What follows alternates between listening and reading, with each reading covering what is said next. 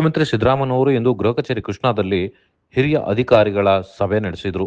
ಮೈಸೂರು ಜಿಲ್ಲೆಯಲ್ಲಿ ಏನೆಲ್ಲ ಅಭಿವೃದ್ಧಿಗಳಾಗಿದೆ ಎಂಬುದರ ಕುರಿತು ಪ್ರಗತಿ ಪರಿಶೀಲನೆ ನಡೆಸಿದರು.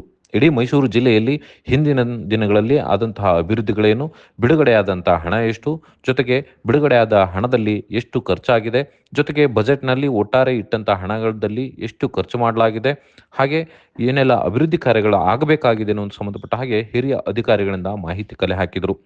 ಮುಂದಿನ ದಿನಗಳಲ್ಲಿ ಬಜೆಟ್ ಘೋಷಣೆ ಆಗುತ್ತಿರುವ ಕಾರಣಕ್ಕಾಗಿ ಮೈಸೂರು ಜಿಲ್ಲೆಯಲ್ಲಿ ಆಗಬೇಕಾದ ಅಭಿವೃದ್ಧಿ ಕಾರ್ಯಗಳ ಕುರಿತು ಕೂಡ ಚರ್ಚೆ ನಡೆಸಿದರು. ಈ ಸಭೆಯಲ್ಲಿ ಸಚಿವರಾದಂಥ ಎಚ್ ಸಿ ಮಹದೇವಪ್ಪ, ಭೈರತಿ ಬಸವರಾಜ್ ಹಾಗೂ ಸಂಸದರಾದ ಯದುವೀರ್ ಸೇರಿದಂತೆ ಹಲವು ಶಾಸಕರು ಹಾಗೂ ಮುಖಂಡರು ಭಾಗವಹಿಸಿದರು. ಜೊತೆಗೆ ಹಿರಿಯ ಅಧಿಕಾರಿಗಳು ಕೂಡ ಸಭೆಯಲ್ಲಿದ್ದರು. ಸಭೆಯಲ್ಲಿ ಮುಂದಿನ ದಿನಗಳಲ್ಲಿ ಮೈಸೂರನ್ನು ಮತ್ತಷ್ಟು ಅಭಿವೃದ್ಧಿಗೊಳಿಸಿಕೆ ಸಂಬಂಧಪಟ್ಟ ಹಾಗೆ ಸಾಕಷ್ಟು ಚರ್ಚೆ ನಡೆಯಿತು.